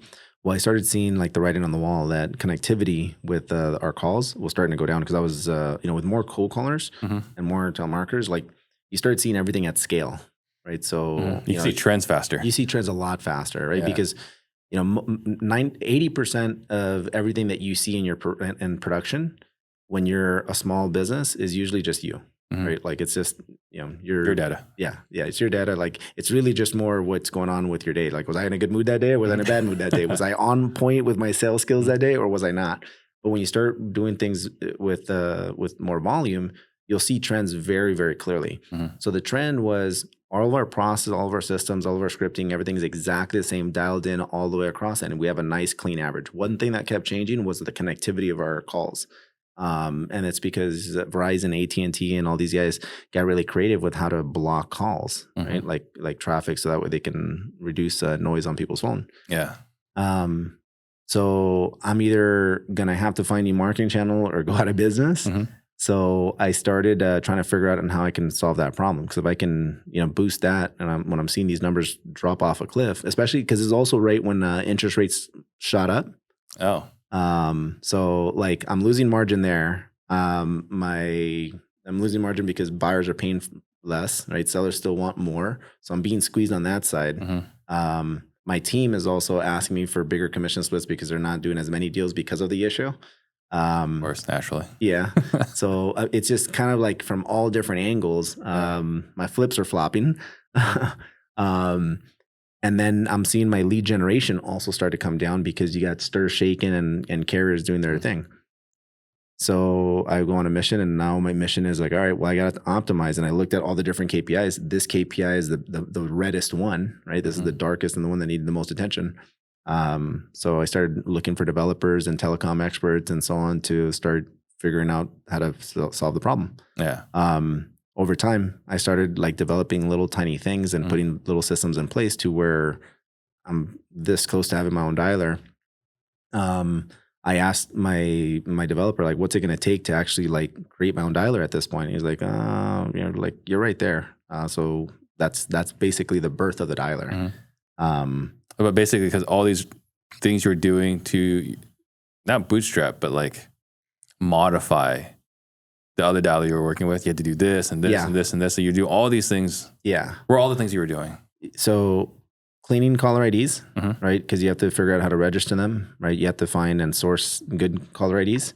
And then the like routing for how you handle routing, how you're managing certain things like drop rates, and then how you're able to identify when you're having lack of connectivity because of data versus like the carrier just didn't accept the phone call, showing up as spam, right? What causes it to show up for spam, and then creating a system to make sure that I'm working around that.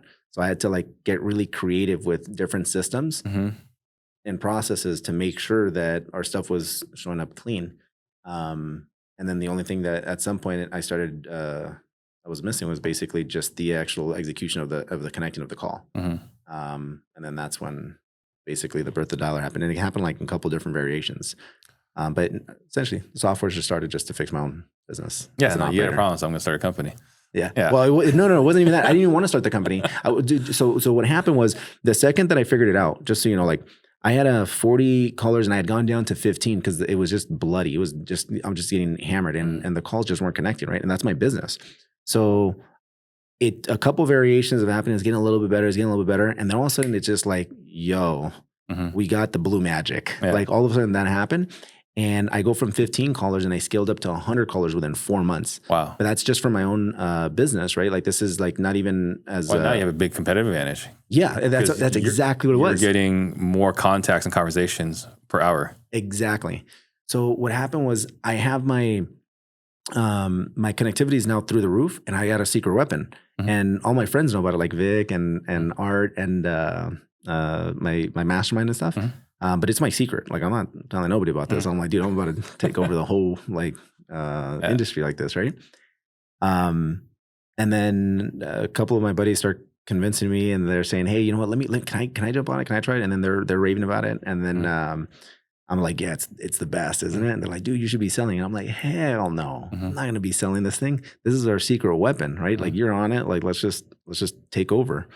I have a buddy of mine that I'm talking to, and he calls me up and says, "Hey, I heard about what you got. Like, you mind just throwing me on there?" Like, and he's a close friend, so I put him on, and then he calls me back, like, "Dude, this thing is insane.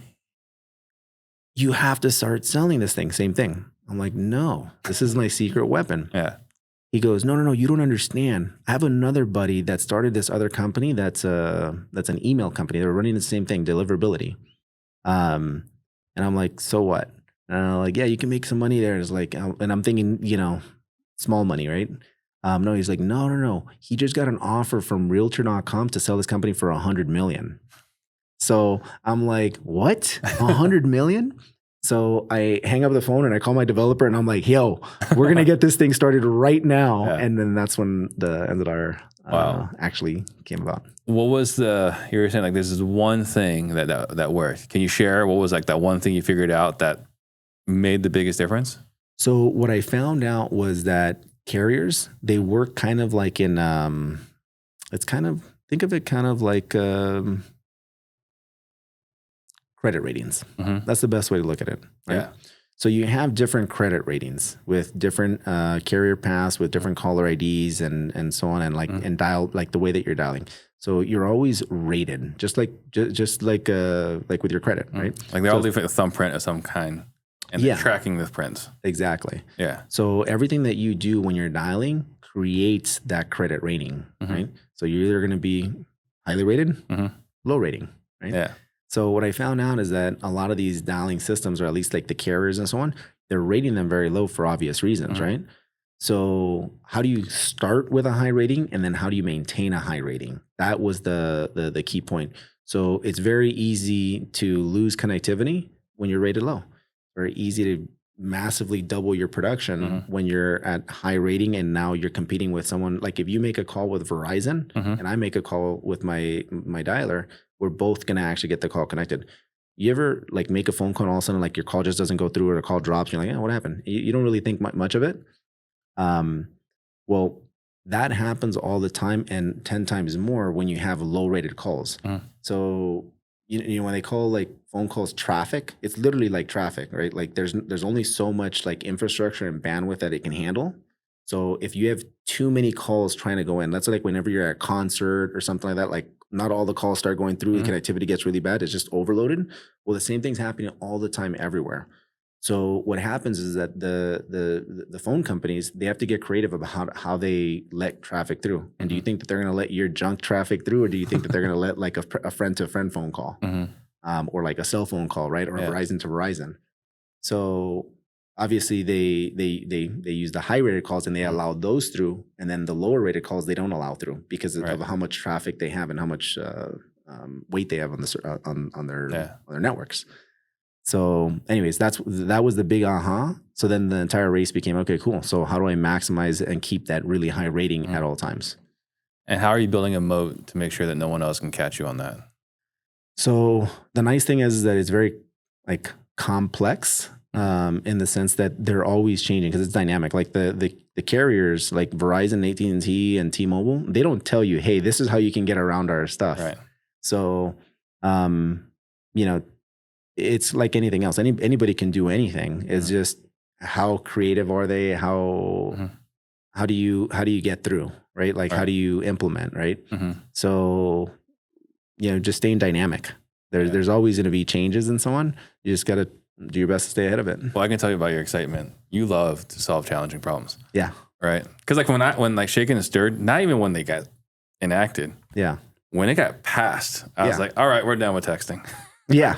And that was in 2019. Yeah, right? I remember that. I left a lot of money on the table. Yeah. Where I was like, okay, they passed that. Like, I don't want to play this game anymore. I don't want to play this cat and mouse and this and that, right? You got to say the words in this order. You got to tokenize. You got to do this and that. Like, all this mess. Like, screw it. Again, left a lot of money on the table. But you were like, okay, well, how can we not only stay ahead of it, but stay so far ahead to create such a competitive advantage that no one can even keep up? Yeah. Well, so here's the interesting part. A lot of the different like dialing systems, they actually like a lot of them know to some extent how to get through, but the problem is that it's too expensive to do, right? So that also becomes a big piece of it because it also becomes an expense thing. You know, as an operator, I know how important it is to be able to get $20,000 sales. So I'm more concerned with doing that than like having a massive profit, like software profits that are more typical in software companies. So I just need all the calls to be able to connect. So that becomes the priority, is because I'm ultimately it's still a tool that's based around maximum connectivity. Yeah. So there's other pieces to it too. So it makes sense for your business to spend extra money to make sure the call gets through. Well, to every business, right? So it makes sense to every single business that all calls connect. But I feel the pain. So it makes it easy to. You feel the pain. I guess that's what I'm saying. Because like even like let's say I'm selling T-shirts. Yeah. Like I'm not going to spend the extra money to make sure the call gets through. If I'm selling, I'm trying to think of like other low margin businesses, but like if I'm using a dialer and I'm selling, I guess where I'll go with this. Wholesaling, one of the best benefits of wholesaling is that the margins are huge. When the money comes in, it's great, right? When it rains, it pours. Yeah, but not most businesses have high margins, right? You look at grocery stores, right? Like 3% margin, you know? Like I don't even know how that, I can't even fathom working a 3% margin business, right? Yeah, that seems scary. With like a 180-day payday cash conversion cycle. Eggs prices go up and you're out. Yeah, right. Or you look at restaurants. You look at like most, like Victor. He says like he was in the freaking avocado business or banana business, right? Like that is not high margin business, right? Yeah. Like if your call doesn't get through, like you're not going to spend the extra money Yeah. to make it go through. So like having a business where connectivity matters, it's worth spending extra money to get through. But after you figure that problem out, then all your wholesale buddies also are willing to pay for that product because they know it works. They can't afford not to use your service. Yeah. That's nice too. It's basically, it's just like the difference is like when you're able to feel the pain and then you're able to run it as an operator. Mm-hmm. So like as an operator, you know what you actually need. You know what the business actually needs versus like what maybe someone behind the scenes that's more just software, more of a software company or a geek, right? That just kind of created something that they thought someone else would need, right? Which they can get maybe 60, 70% of the way there. But that like, I have a very specific use case. I just need these calls to connect, and I need to make sure that I can get people on the phone to sell some contracts. Like you build everything around that. So I think that's what makes it unique. You know, we have like this really resonates with me because right now, you know, what we're doing with our software, right, with the AI tool, like what I've said to other people as a competitive advantage, and this might be crazy, I might just be, you know, insane, right? But what I said as a competitive advantage is like I know exactly what I need as a business owner for this AI tool to do. Yeah. And I'm the developer. Most times, you've got to deal with the developer. And there's this constant back and forth. Here's what I want, and then they'll do it. And you have your meetings. Like, no, that's not what I wanted. Like, make these changes. Right? So, like, the iteration process going back and forth, it's a lot of leakage in time. Whereas I can just go in there. I can just make exactly what I want. Boom, that's it. Ship it. Let's sell it. Let's get going. Yeah. Right? And then we have Ian behind the scenes able to, like, you know, work with the bot and the brain, all of this stuff. But, like, we know exactly what we want. Because we're the ones that they're doing it. Yeah. They're in it. So it's exciting. And yeah, like if you were just selling the phone services, right? I was like, hey, look, I know these wholesalers are like wanting this fixed, but we got 3 other clients right now. Like tell them it'll be like 3 weeks and we'll get it fixed. Can't wait 3 weeks. Yeah. Right? You need this problem fixed now. Yeah. So I can definitely appreciate that. So Enzo Dialer. So if someone wants to find out more about the Enzo Dialer, how do they go about finding that? Go on the website, book a call, discovery call with a team, and then they'll go over and see if it's a good fit. There's times where it's not a good fit. All right. If you're in the same businesses that I'm in, like a wholesale and solar, it's literally built for that, right? Or real estate and solar, right? But there is different use cases. Like if you go super, super niche and you only want to connect, like, you know, you have a list of like 15 people, probably not going to be the best thing to use a super powered dialer. Yeah. That's where you can get some information. Where's the website? Enzodialer.com. There you go. Yeah. Enzodialer.com. Okay. Yeah. www.enzodialer.com. There you go. Be specific. All right. And so the promise of the show, because we went through your journey, which is like pretty crazy, right? But we're talking about like you're making millions a year, working part-time and remotely. And we just talked about, I think it was five businesses now going on the same thing. You get the brokerage, wholesaling, solar, call center, software. All right. So 5 companies running at the same time. Part-time, remotely. Explain how this all works. Yeah. Well, I can't work full-time in all of them. So right. I'm working remotely because I started basically living in Colombia half the year. So I'm doing 1 month in, 1 month out. That happened for a couple different reasons. Number one is because that was originally the goal with why I got into like the wholesale space. I wanted to be able to have that freedom to be able to like kind of pull away from like being the neighborhood expert, right, as a realtor. Like I didn't like that. So that's how that happened, right? Like I started going in the direction. So I started building my businesses for that. And then at some point I built it to where everything's kind of like has the ability to be remote. And then I was still just living in LA. And then I finally, I had a moment where it clicked with when I was talking to my dad and my brother, because my dad was saying like, dude, I think I'm ready to retire and go move out to, Florida or to like Colombia or to Mexico or something like that. And I'm like, yeah, well, I would have been doing it a while ago if you'd be down to go. He was like, well, I just don't want to leave you guys. And then my brother's like, I'm just here because of you two. So then we all realized like, wait, we're all just here just because, but we all actually want to be over there. So anyways, that's how it happened. So literally my entire family's doing this all together. My parents, my brothers, my sisters. Oh, you're all there? 1 month in, 1 month out. My sister's actually a little bit less because they had to finish up school and stuff, but on the vacation times. Are you in Colombia more for tax reasons? No. Not No? for tax reasons, more for. I guess I'm asking, like, Yeah. are you still paying California taxes? I am still paying California taxes. Yeah. You're very generous, man. Yeah. Well, I haven't been there for too long, so that'll change soon. I would. Yeah. That'll change pretty soon. Yeah. I have to have residency. I still need to keep residency in the United States. So I just need to be in maybe not California. But the thing is that I travel a lot to California, so I have to like find a different place to travel. Yeah, because like I have a buddy here, a buddy in LA who moved back here, and he's here intentionally for 6 months and a day. Yeah, 6 months in a day. Yeah. Yeah, just to not pay California taxes and all of it. Yeah. So that's again where it gets like really, really tricky. Mm-hmm. California is a place that I love to hate. Mm-hmm. I hate it and I love it. Like right now in the summertime, it's really fun. You know, it's an awesome place to be. But most of the time, you know, because of politics, because of everything else going on, because of the high cost of everything, it's not the most attractive place to be either. Yeah. Well, maybe the cost will go down the way things are going. I don't think in California they will. Like California's crazy. So let's talk about then what operations looks like, right? So you got 5 companies. Are you the CEO in all 5 companies? Mm-hmm. You're the CEO. Who's running operations? Is there like one person who runs operations for all 5, or are you there's I have operations for every business. I've realized that that's like the key piece. So the first key hire that's come into place that just made everything possible and easy is literally the operations person. Mm-hmm. You need that type of mind to be able to now implement, right? So like you need someone that can think of the idea and then solve the big problems, but then you need someone else that can also implement and then also kind of take care of like some of the smaller problems. Yeah. That's what the operations person does. So then how did you figure out the right operations person for each of the businesses? Good question.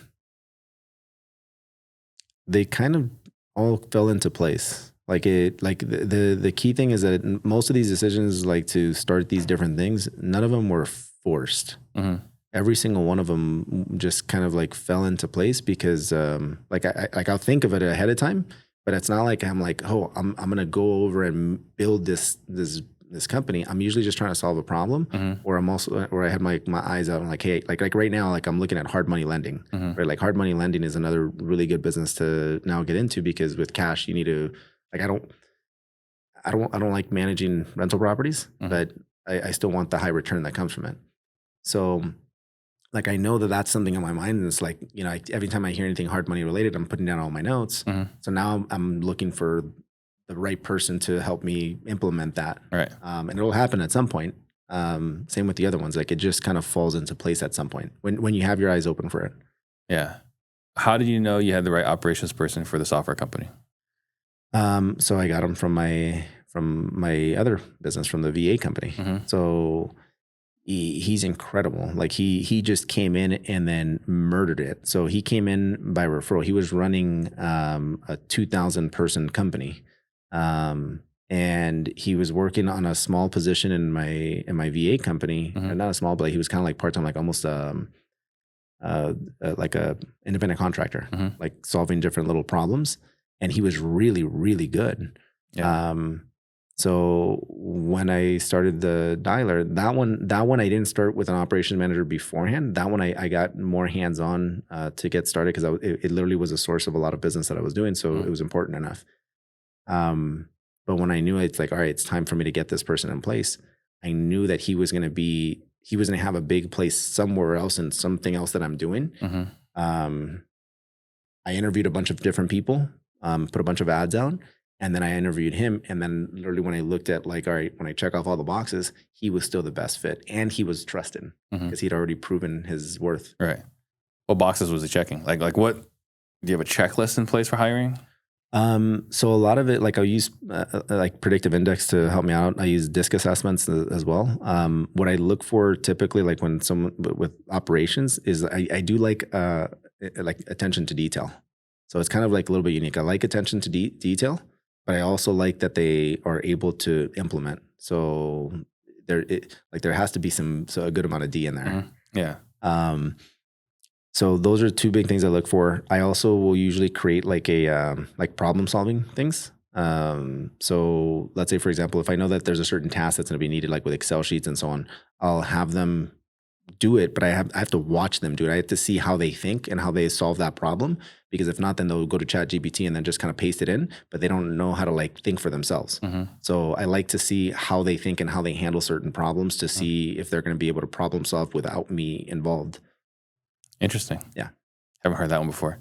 How will you know you got the right person for the hard money lending company?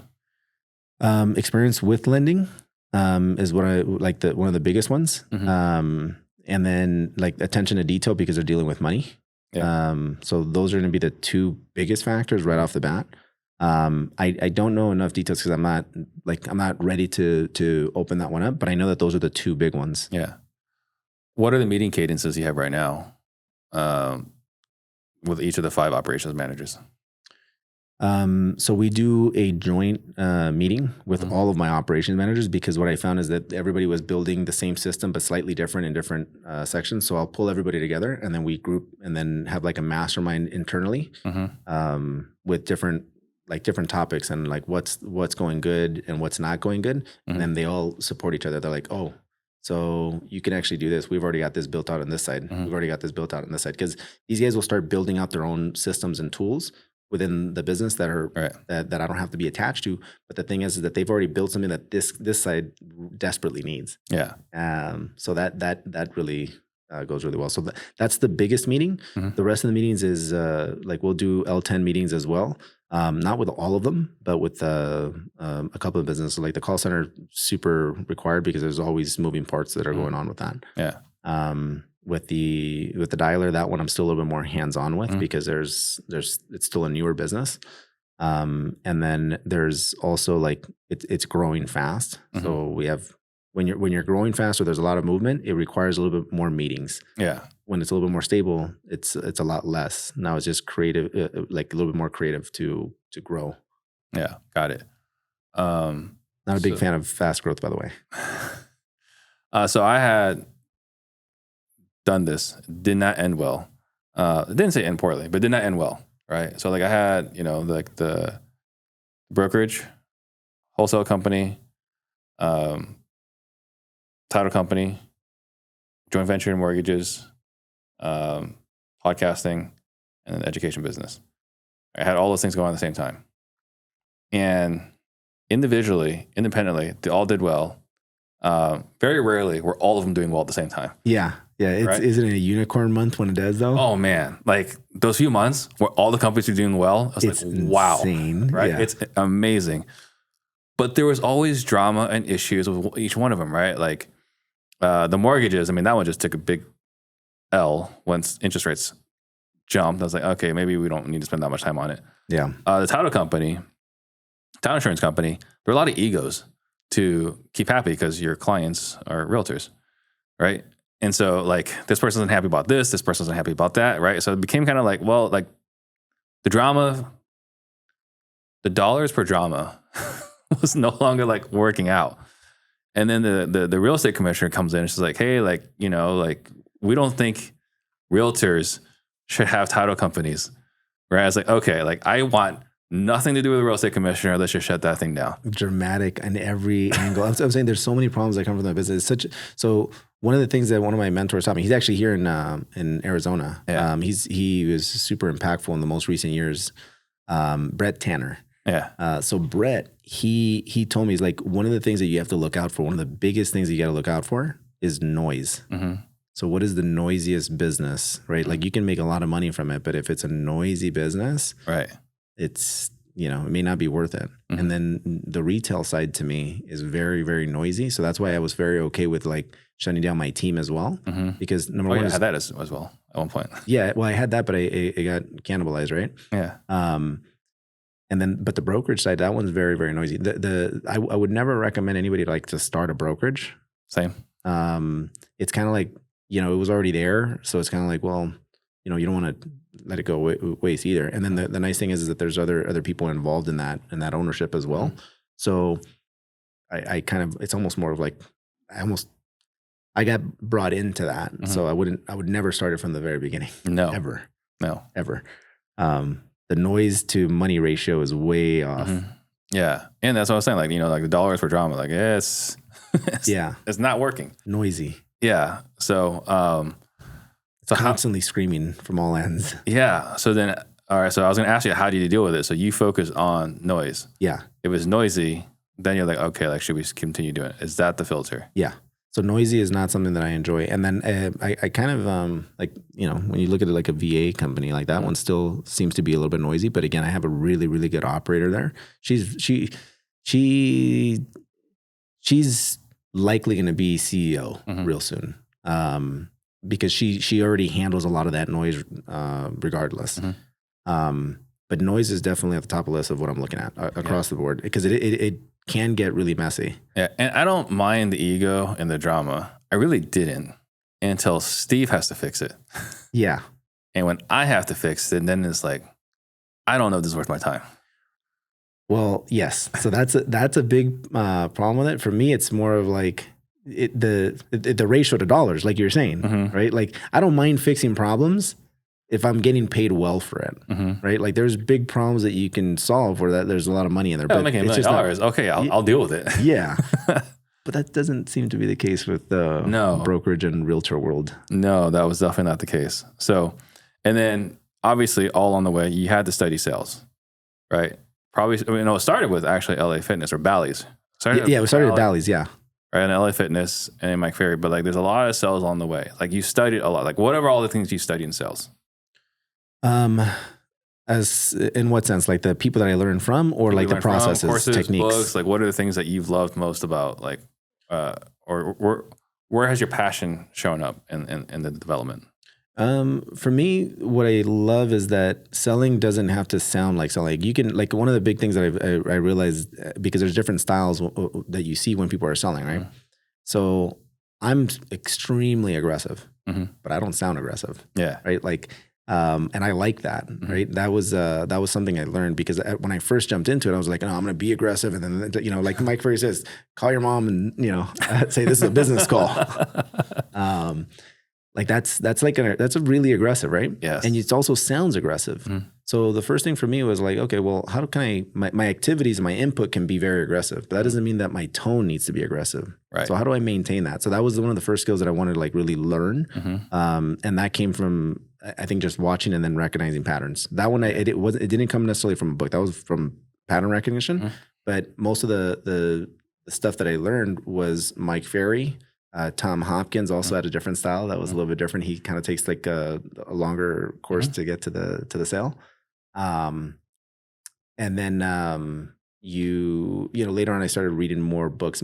I would say 70% was probably like directly from Mike Ferry, though, because I was very deep like into the cult. Like, it's a straight up cult. Yeah. And I never got to really go on the inside. But like I said, like Brent Daniels, right? Like he was drinking that Kool-Aid. Oh yeah. Right. That's the reason why TTP exists. Yeah. Right. Talk to People is the wholesale version of Mike Ferry. It's a very specific style.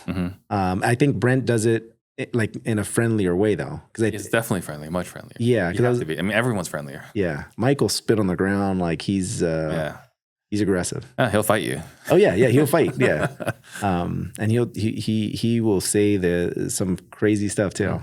And he's ruthless. Like, he's completely, like, his style of selling is ruthless. Yeah. If his son is his competitor, which he is, his son is no longer invited to the dinner table, and that's his son. You know what I mean? Like, that's how is intense Tom he invited is. to the dinner table?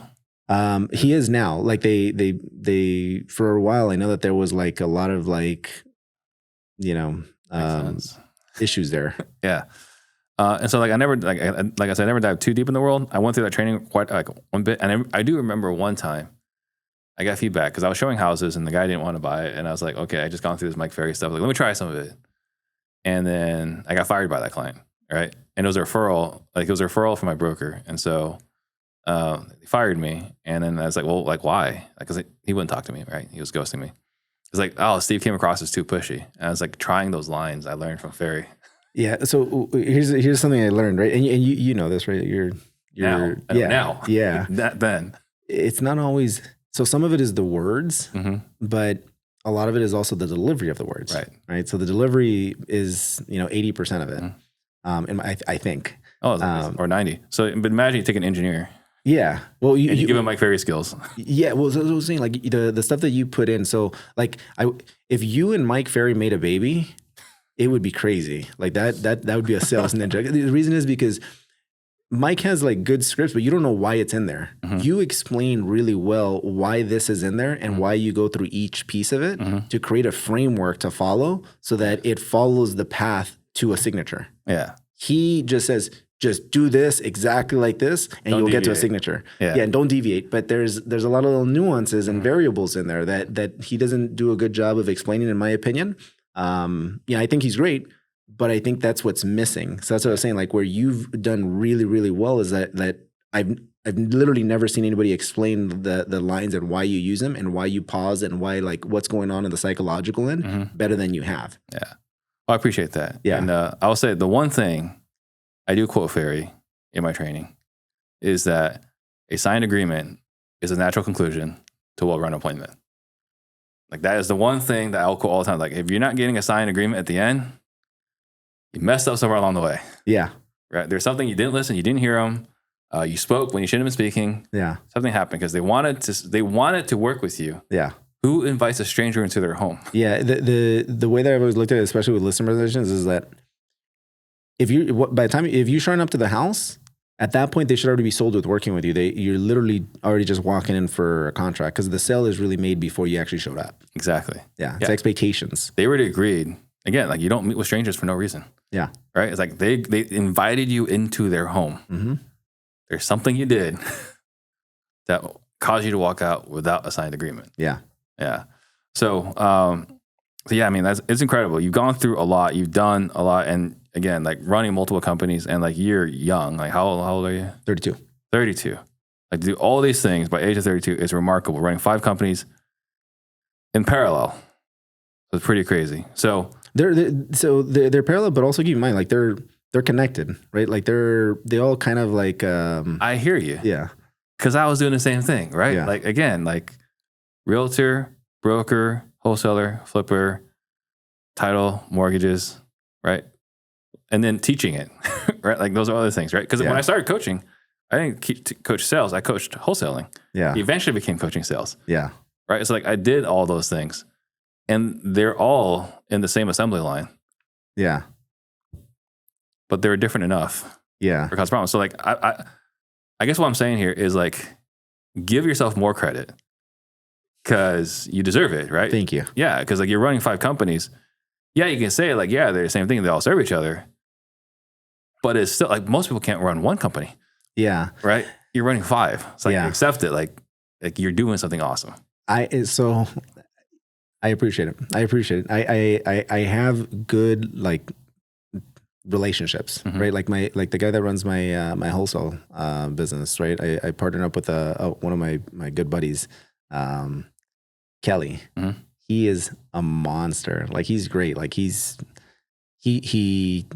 makes it very easy to run a wholesale business, right? As a CEO because he does what he's supposed to do. He implements. Right. So I think that's like the key piece of it. So I'd rather give the credit to them. Well, definitely they deserve credit. Yeah. Right. Because they're doing the work day to day. They're in the grind and they're putting out most of the fires. Right. Like they're dealing with most of the drama. We're talking about the noise. They're dealing with most of the noise before it gets to you. So they absolutely deserve credit. But you also still have to be a leader, right? To A, recognize talent, B, attract that talent, and then C, keep that talent. Like those are things, like you might be good at one of them or 2 of them, but to be good at all 3 takes a lot of personal development, leadership, humility, the growth mindset, extreme ownership, like all those things. Dude, I'm gonna start blushing, bro. Thank you. You can't do that. I can say that, right? On the because I've gone through this journey, right? Yeah. And I'm quite a bit older.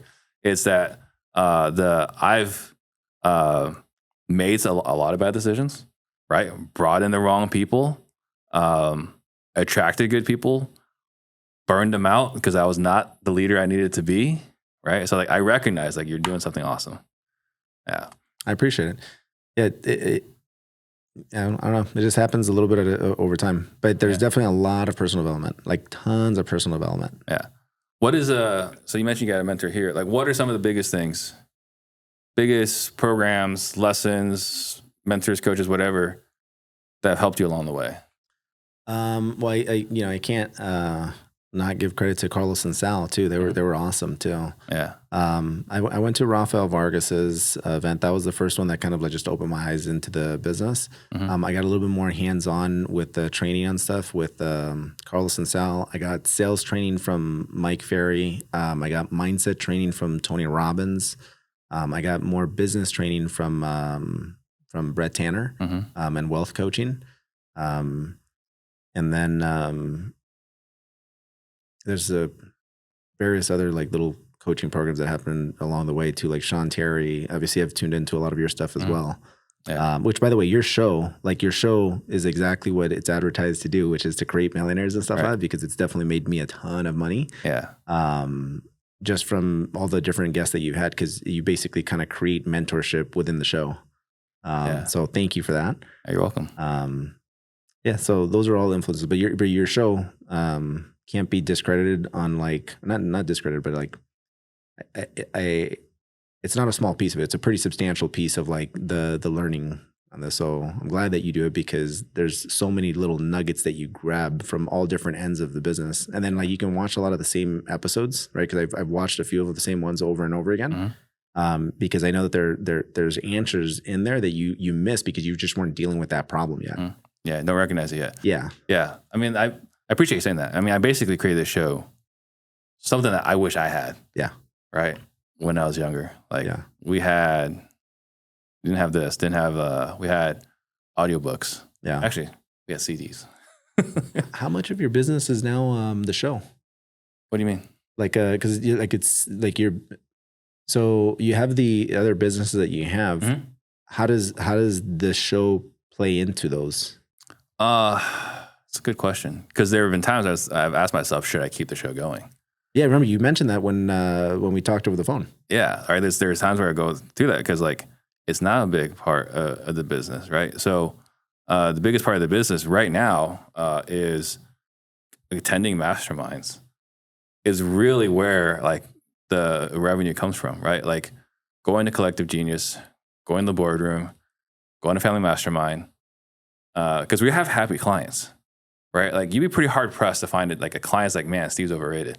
But you're talking about for the sales portion of things? You're talking about from a business, yeah. So like the podcast, like this thing doesn't make me money. Yeah. Right? It's but it I think it also creates opportunities, right? Like because of the like how big the show's gotten over the it's years. Created a lot of opportunity. No, like the first 7 years, like it's because we're 7 years into this now. Like it opened a lot of doors, created a lot of opportunity, right? Like I wouldn't, like we just did this episode with Jesse Burrell. Like I would not have spoken on the main stage at We Live 19 with Max Maxwell, right? Like this Phoenix crew that we all built together, we rose together.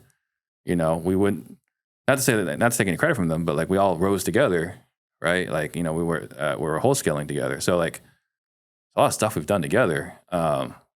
So like this show changed my life and changed my business. Yeah. 100%. Yeah. I'm saying right now, the return on effort is not the same as it was like the first year, second year, third year. Like, I'm at a point now where like, this is a passion project. I do it because it's fulfilling. Yeah. It's not a moneymaker. Yeah. Yeah. Well, hopefully you don't stop doing it anytime soon, because I think it's still helping out a ton of people. Like I talked to, and it's starting to like spread more into the real estate space, like realtors. Because when I first jumped onto it, I would mention the show to people. I was like, oh, this is like you got really good content. And haven't heard of it before. Now, I'll talk to different realtors. In the wholesale space, I think it's very common. I think everybody knows the show. Yeah. But in the realtor side, it was very uncommon. Now it seems like you're just hearing it, like, oh yeah, Steve Trang. Oh yeah, the real estate disruptors. I'm like, all right, we're doing it. Yeah, we're doing it. Yeah, it's nuts. Like we kind of had this dip, and I challenged the media team on this, and they've stepped up to the challenge. Yeah, like you guys need to get our organic content more effective and reaching more people. Yeah, and they've done that. Like, our views have more than doubled on Instagram. Our every episode we've done. For the last 4 months, I think, if not every episode this year. I think every episode this year, if it's not there, it's pretty close, has hit at least 1,000 views. Pace is this whole other deal, right? It's like 26,000 views. Yeah. Right? But like every episode this year is like, I think by now has hit 1,000 views. Yeah. So the media team stepped up. Well, you get the snowball effect that happens too, right? Because you've been doing good content for long enough to where like it starts to spread. Well, right. But like we dipped, right? Because like, Oh, did you? oh yeah, like we were huge in 18, 19, and 20, right? Like what changed for us negatively with COVID was that everyone was on StreamYard. Everyone was streaming, right? Because everyone's at home. And so like our visibility took a dip for a few years. But I don't know, maybe it's a blessing that everyone else is hurting. So we're still creating content. And so like, yeah, we're doing great again. We're getting reach. We're reaching more people, different people. It's awesome. Well, here's the thing that I'll tell you. So you were saying that you wanted to marry originally a realtor and wholesaler. I think your show's actually, it's actually doing it now. Yeah. Right. Like it probably took some time because it took traction, but I'm telling you, I've heard it more now than ever, right? Obviously that happens, but like not like a little bit, like a lot more. That's awesome. Where realtors mention the show and say, oh yeah, I'm trying to do a wholesale deal. I've been watching, this, that, and then like you're marrying the two. And now they're not like, wholesaling, right? Now it's kind of like, man, I want to do some of that. Yeah. Right. So I think the mission is being accomplished. Well, I appreciate you sharing that with me. Yeah. That means a lot. Yeah. I'm trying to get you to keep doing it. Yeah. Last question here is, what do you want to be remembered for? On the show, or are you talking about like in life or? Your journey, man. Dang, I wasn't prepared for that deep of a question. Yeah. Be remembered for. I would like to be remembered for impact, right? Like that guy was able to make a difference in my life. So that starts really close first with like my family, right? And then to my close friends. And then hopefully if I do enough of a good job on this planet, then maybe it might spread to strangers as well. Yeah. But for sure, I would definitely want to control the impact that I'm able to create for my family, both in the energy, the enthusiasm, the like helping bring more life to them into their world in different ways. It's not always money. It's not always just like, hey, look what Angel accomplished, but it's more of like what he was able to actually do for me, like for my brother. And like I look at literally every single person in my family as almost like a job. Like that's where my real mission lies. Like, all right, how do I like create or build or do something that can create enough of an impact for their world? Yeah. I love that. How can someone get a hold of you again? Or connect with you? Yeah. Angel@enzodialer.com. I was about to give my cell phone, but I don't know if that's a good idea. Hey, to each his own. Yeah. Pace still has his number out there. He's an insane person. Other people share their phone numbers and they ask me to clip it. Yeah. Last thoughts you want to leave all the listeners with? Simplicity scales, complexity fails. Yeah. Find different ways to make more things simple in your business. Yeah. And then just like when I say complexity fails, like I've seen it multiple different times, especially like where like you'll have people that say, hey man, I want to do like this, or I want to do what you're doing here and this and that. And then they have in their mind, it's way more complex than it actually is. And then I think that's what like stunts growth.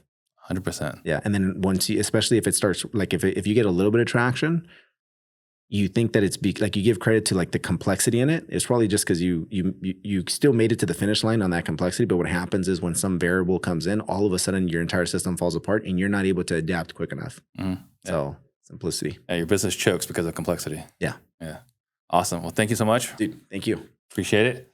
Thank you guys for watching. We'll see you guys next time. Shout out to Steve Train. Jump on the Steve Train. Disruptors.